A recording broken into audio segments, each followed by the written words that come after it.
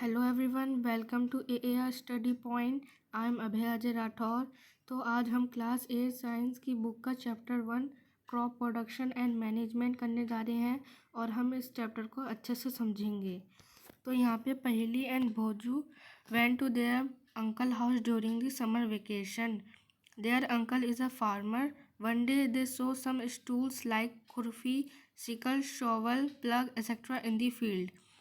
तो यहाँ पे पहली एंड भोजू अपने अंकल के हाउस गए हैं समर के मौसम में, समर वेकेशन की छुट्टियों में। और उनके अंकल फार्मर हैं और एक दिन उन्होंने देखा कि खुरपी और सिकल, शोवल और प्लग उनके फील्ड पर हैं।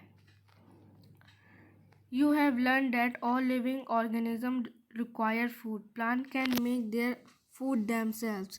Can you recall how green plants synthesize their own food? तो यहाँ पे बोल रहे हैं कि प्लांट्स हैं वो अपना खाना खुद बनाते हैं फोटोसिंथेसिस से। और animal including human can not make their own food, so where do animal get their food? So यहाँ पे बोल रहे हैं कि एनिमल और ह्यूमन खाना नहीं बना सकते, तो उनको फूड कहाँ से मिलता है? तो उनको फूड प्लांट से मिलता है। But first of all why do we have to eat food? तो यहाँ पे बोल रहे हैं कि हम खाना क्यों खाते हैं। तो नीचे आंसर है you already know that the energy from the food is utilised by organism for carrying out their various body functions such as digestion, respiration and extraction. तो यहाँ पे कहा जा रहा है कि जो एनर्जी है वो हमें खाना खाने से मिलती है। जब आप खाना खाओगे तो आपका खाना है वो डाइजेशन होगा, पचेगा, फिर जो उसकी एनर्जी वो होगी वो आपको मिलेगी, तब आप जिंदा रह सकते हो। We get our food from plants और एनिमल्स और बोथ। हमें खाना प्लांट से मिलता है, एनिमल से मिलता है, या दोनों से भी मिलता है। In order to provide food for a larger population, regular production, proper management and distribution is necessary. अगर हमें फूड ज़्यादा पॉपुलेशन को देना है तो हमें उसके लिए प्रोडक्शन करनी पड़ेगी, उसके लिए मैनेजमेंट करना पड़ेगा और ये नेसेसरी है। तो इसके लिए हमें क्रॉप लगानी पड़ेंगी, खेती करनी पड़ेगी हमें इसके लिए। तो यहाँ पे एक येलो बॉक्स में कुछ लिखा है, चलिए उसको पढ़ते हैं। तो यहाँ पे लिखा है Till 10,000 BCE, people were nomadic. They were wandering in groups from place to place in search of food and shelter. They ate raw fruits and vegetables and started hunting animals for food. Later they could cultivate land and produce rice, wheat, and other food crops. Thus was born agriculture. तो यहाँ पे कह रहे हैं कि 10,000 BCE को people nomadic थे, वो यहाँ वहाँ घूमते रहते थे खाने और रहने की तलाश में, और वो ऐसी कच्चे फ्रूट, फल और सब्ज़ी खा लेते थे और एनिमल को मार के उनका मांस खाते थे। मगर बाद में उन्होंने खेती करना शुरू कर दिया, वो राइस उगाना शुरू कर दिए और वीट उगाना शुरू कर दिया, और इससे एग्रीकल्चर की शुरुआत हुई थी। तो चलिए अब यहाँ पे आता है क्रॉप। इस क्रॉप को पढ़ते हैं। तो यहाँ पे बोला गया है when plants of the same kind are cultivated at one place on a larger scale it is called a crop. तो यहाँ पे कह रहे हैं कि एक तरीके का प्लांट एक ही जगह में बहुत क्वांटिटी में उग रहा है, तो उसको हम क्रॉप बोलते हैं। जैसे वीट क्रॉप, आपने देखा होगा कि एक जगह में बहुत सारी वीट होती हैं, तो उनको ही क्रॉप बोलते हैं। For example crop of wheat आप यहाँ पे देख भी सकते हैं। Means that all the plants grown in a field are that of wheat. तो यहाँ पे बोला है जो भी प्लांट्स ग्रोन होते हैं वो वीट होते हैं। तो यहाँ पे नेक्स्ट है you already know that crops are different types like cereals, vegetables and fruits. This can be classified on the basis of the season in which they grow. तो यहाँ पे बोल रहे हैं कि आपको पहले से पता होगा कि क्रॉप बहुत अलग टाइप की होती हैं, जैसे सीरियल्स होती हैं, जैसे आप बोल लो राइस और वीट, ये सीरियल्स होती हैं। और वेजिटेबल एंड फ्रूट्स एंड ये मौसम को देख के उगाई जाती है कि राइस रेन जब मानसून होता है तब उगाई जाती है, तो उसके बेसिस में ये क्रॉप्स उगाई जाती हैं। और आपको तो नेक्स्ट है, India is a vast country, the climatic conditions like temperature, humidity and rainfall vary from one region to another region. तो यहाँ पे बोल रहे हैं कि इंडिया बहुत बड़ी कंपनी है, आपको भी मतलब कंट्री है, आपको भी पता होगा। And the climatic conditions like temperature, humidity and rainfall vary from one region to another. तो यहाँ पे बहुत जगह में टेम्परेचर होते हैं, जैसे आप पहाड़ों में चले जाओ तो वहाँ पे ठंडी होती है, और सहारा में चले जाओ तो वहाँ पे गर्मी होती है, और यहाँ पे बहुत सारी तरीके की ह्यूमिडिटी होती है, और यहाँ पे बहुत रेनफॉल होती है। तो यहाँ पे अब नेक्स्ट पेज में आया तो यहाँ पे लिखा है कि there is a rich variety of crops grown in different parts of the country. तो यहाँ पे हमारी कंट्री में बहुत सारी क्रॉप उगाई जाती हैं, बहुत तरीके की क्रॉप उगाई जाती हैं। Despite this diversity two broad cropping patterns can be identified. इसको जानते हुए भी हमने 2 क्रॉपिंग पैटर्न्स को आइडेंटिफाई किया है, एक का नाम है खारिफ और दूसरे का नाम है रबी क्रॉप्स। तो खारिफ क्रॉप्स को पढ़ते हैं, क्या है ये? The crops which are sown in the rainy season are called kharif crops. The rainy season in India is generally from June to September. Paddy, maize, soybean and groundnut are kharif crops. तो यहाँ पे कह रहे हैं कि जो क्रॉप्स हैं जो रेनी सीजन में उगाई जाती हैं उन्हें खारिफ क्रॉप्स कहते हैं। और इंडिया में जब मानसून मतलब जब रेनी सीज़न होता है वो जून से सितंबर तक होता है, और ये इस मानसून में पैडी उगाई जाती है, मतलब rice, soybean, groundnut, cotton and kharif crops. तो चलिए अब हम पढ़ते हैं rabi crops. The crops grown in the winter season October to March are called Rabi crops. Example of Rabi crops are wheat, gram, pea, mustard and linseed.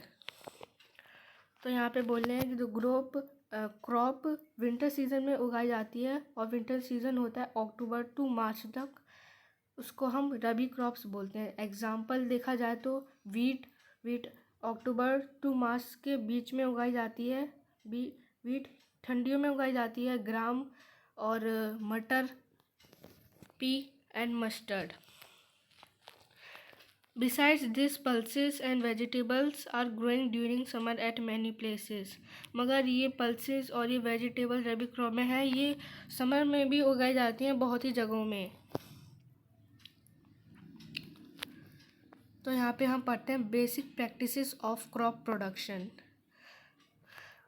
Cultivation of crops involves several activities undertaken by farmers over a period of time. तो यहाँ पे कह रहे हैं कि cultivation है involve several activities, वो बहुत सारी एक्टिविटीज़ इन्वॉल्व होती है, उसमें बहुत सारे काम होते हैं जो फार्मर करते हैं over a period of time पे।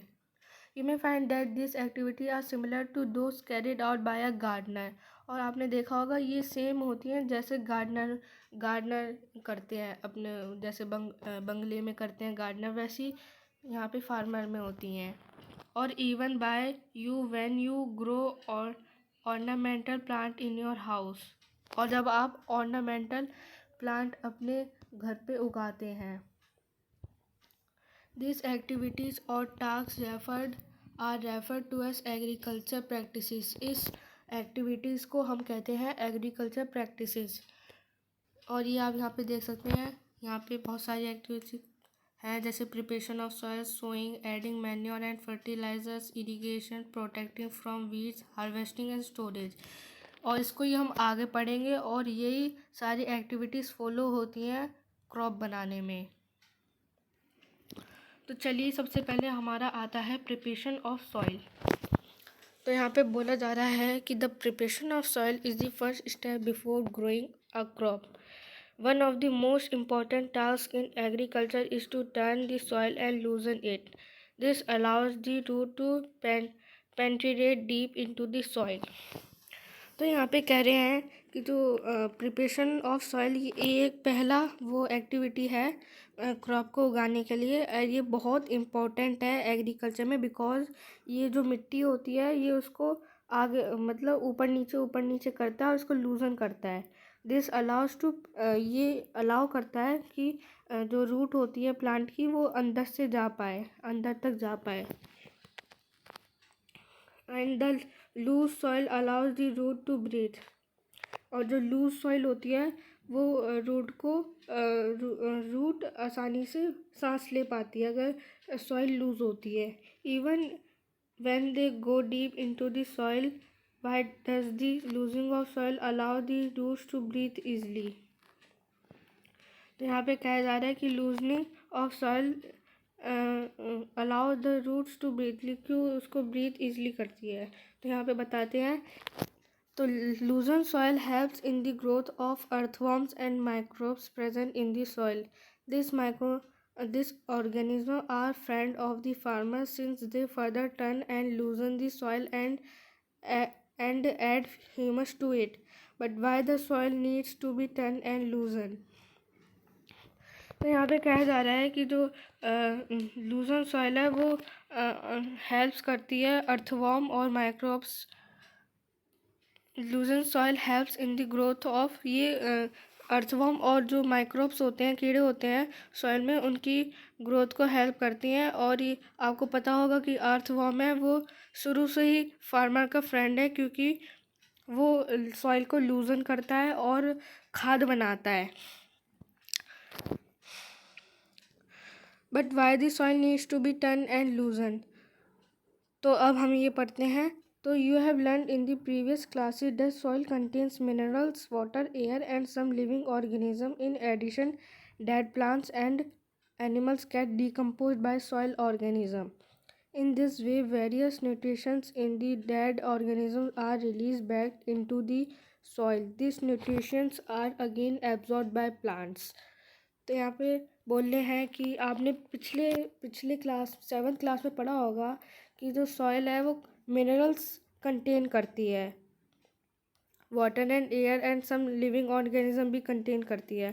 इन एडिशन जो मरे हुए पेड़ होते हैं, मरे हुए एनिमल होते हैं, वो जब सड़ जाते हैं तो उनकी जो न्यूट्रिशन होती है वो सॉइल में होती है, और वो इसलिए वहाँ पे हम उसको ऊपर नीचे करते हैं, जिससे वो नीचे वो न्यूट्रिशंस है वो ऊपर आ पाए और प्लांट की ग्रोथ अच्छे से हो पाए। Since only a few centimeters of the top layer of soil supports plant growth, turning and loosening of soil brings that the nutrition reach to the top so that plant can use this nutrition। जो मैंने अभी बताया था कि इसको हम ऊपर से लहराते हैं, क्योंकि जो न्यूट्रिशन होते हैं वो नीचे रिच होते हैं, वो जो मरे हुए एनिमल्स होते हैं उनकी न्यूट्रिशन नीचे होती है, तो हम उनको ऊपर लाते हैं तो वो पेड़ के लिए अच्छे होते हैं, प्लांट के लिए अच्छे होते हैं। Thus, turning and loosening of soil is very important for cultivation of crop। इसलिए turning and loosening of soil important होती है cultivation of crop के लिए। This process of loosening and turning of the soil is called tilling or plowing, और इसको हम tilling और plowing भी कहते हैं। This is done by using a plow। ये प्लोग से होता है। अभी दिखाता हूँ, ये आप इसको कहते हैं हम प्लोग। ये यहाँ पे है, ये प्लॉग शाफ्ट है, ये प्लॉग शाफ्ट होता है, ये प्लॉग शेयर होता है, ये। तो ploughs are made of wood and और आयरन। अब प्लॉग्स होते हैं वो वुड या आयरन से बने होते हैं। If the soil is dry it may need watering before plugging. अगर सॉइल हमारी सूखी हुई होती है, उसमें पानी नहीं होता, तो हमें उसके लिए पानी डालना होता है फिर हम उसके बाद प्लोइंग करते हैं। इससे आसानी होती है प्लोइंग करने में। द प्लोग्ड फील्ड में have big clubs of soil called crumbs. तो जो प्लोइंग फील्ड होते हैं उसमें बहुत सारे बड़े बड़े गड्ढे होते हैं, तो उसको हमें हटाने की होती है, जिससे जो उसका सॉइल है वो लेवल हो। It is necessary to break this क्रम। ये ज़रूरी होता है इसको तोड़ने के लिए। Levelling the field is beneficial for sowing as well as for irrigation. अगर हमारी जो सॉइल है वो लेवलिंग होगी, एकदम लेवल पे होगी, तो हमारी सोइंग और इरिगेशन अच्छे से होगी। And the levelling of soil is done with the helper of level. और ये levelling of the soil leveller की मदद से होती है। Sometimes manure is added to the soil before tilling. This helps in proper mixing of manure with soil. तो हम soil में मैन्योर डालते हैं टिलिंग से पहले, जिससे वो सॉइल में अच्छे से मिक्स हो जाए और सॉइल उसको मॉइस्चर कर पाए सॉइल से पहले। तो अब हम पढ़ते हैं agriculture implements. Before sowing the seeds, it is necessary to break soil clumps to get better yield. Sowing से पहले हमें जो उसके सॉइल क्लम्प्स है, पत्थर वत्थर और ये गड्ढे होते हैं, उसको तोड़ना हमें ज़रूरी होता है, जिससे हमारी सोइंग अच्छे से हो पाए। This is done with the help of various tools. The main tool use for this purpose are plough, hoe and cultivator. और उसको तोड़ने और इसको हटाने की हम इसको हटाने और तोड़ने से इसका यूज़ होता है प्लो और हो एंड कल्टीवेटर से ये टूटते हैं और हटते हैं। माफ़ कर देना, वो मैं थोड़ी गलती हो गई थी। अब यहाँ पे पढ़ते हैं plough. This is being used since ancient times for tilling the soil, adding fertiliser to the crop, removing the weeds and tending the soil. तो यहाँ पे बोल रहे हैं कि ये प्लो है, एंशिएंट टाइम से यूज़ हो रहा है सॉइल को टिलिंग करने के लिए, और ये ही फर्टिलाइज़र ऐड करता है फील्ड पे, और ये ही रिमूव करता है वीड्स को। अब वीड्स वो होते हैं जो बेकार मतलब जिनकी कोई हमें वो ज़रूरत नहीं होती, और ये जो प्लांट्स होते हैं यूजेबल प्लांट्स, उनकी न्यूट्रिशन चोरी कर लेते हैं। And this is made for would and is drawn by a pair of balls. ये वुड से बना होता है और इसको 2 बैल खींचती होती हैं, और अदर एनिमल्स भी हम यूज़ कर सकते हैं, जैसे horses and camels. It contains a triangular strip called ploughshare. और ये एक strong triangular iron strip contain करता है। ये आयरन स्ट्रिप हो गई, ये स्ट्रॉन्ग आयरन स्ट्रिप हो गई, इसको हम प्लग शेयर बोलते हैं। The main part of the plug is a long would and which is called a plug shaft. तो जो आप ये देख सकते हैं, ये बहुत लॉन्ग होती है लकड़ी, और इसको हम प्लग शाफ्ट भी कहते हैं। There is a handle at one of the end of the shaft. और जो ये हमारी शाफ्ट होती है, इसके यहाँ पे एक हैंडल भी होता है ये। The other end is attached to the beam which is placed on the bull neck. और उसका अदर बीम होता है वो बुल की नेक पे होता है। One pair of bull and a man can easily operate the plough. The indigenous wooden plough is increasingly being replaced by iron plough nowadays. तो जो पहले हम यूज़ करते थे वुडन प्लग, वो अब रिप्लेस्ड हो चुके हैं, अब वो हम आयरन के यूज़ करते हैं। तो अब हम पढ़ते हैं हो। तो हो क्या होता है? तो हो it is a simple tool which is use for removing weeds and for loosening the soil. It has a long rod of would और आयरन। तो यहाँ पे कह रहे हैं कि ये एक सिंपल बहुत आसानी सा टूल होता है, और इसको हम वीड्स जो अनवांटेड प्लांट्स होते हैं उसको हटाने में मदद करते हैं, and loosening of the soil, और सॉइल की लूजनिंग में भी मदद करते हैं। इसकी एक लॉन्ग रोड होती है ऑफ वुड और आयरन। वुड की भी होती है और आयरन की भी होती है। जैसा आप यहाँ पे देख सकते हैं, ये रही इसकी रॉड। 1 मिनट मैं इसको हटा दूँ। तो आप यहाँ पे देख सकते हैं, ये है रोड। आप यहाँ पे देख भी सकते हैं, रोड लिखा है यहाँ पे। और wood or a strong bronze and bent plate of iron is fixed to one of its end। तो आप यहाँ पे देख सकते हैं, ये हमारा ये बेंट प्लेट है और ये ब्लेड की तरह काम करता है एंड ये एनिमल पुल करते हैं।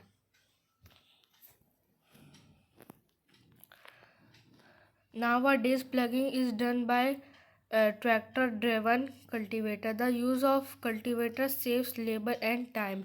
तो आजकल के समय में अब हम कल्टीवेटर यूज़ करते हैं प्लगिंग के जगह, और इससे हमारी मेहनत बचती है, इससे हमारा समय बचता है और बहुत कुछ बचता है इससे। तो गाइस आज के लिए बस इतना ही। मिलते हैं जल्दी की नेक्स्ट वीडियो में, तब तक के लिए गुड बाय।